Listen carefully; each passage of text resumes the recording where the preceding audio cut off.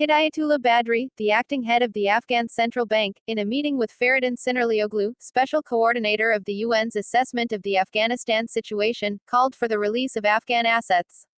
During the meeting, Badri called for the removal of the restrictions imposed on the banking sector in Afghanistan.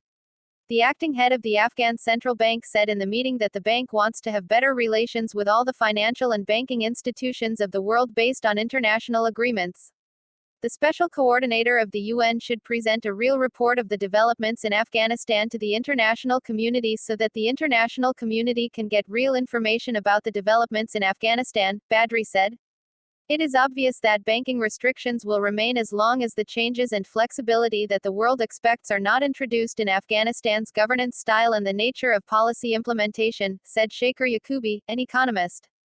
The Afghanistan Chamber of Commerce and Investment, AXI, said that in order to increase the level of Afghanistan's trade with the countries of the region, it is necessary to remove the restrictions on the country's banks.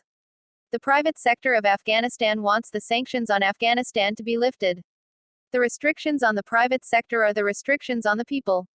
We want to have good communication, said Muhammad Yunus Moment, the first deputy of the AXI.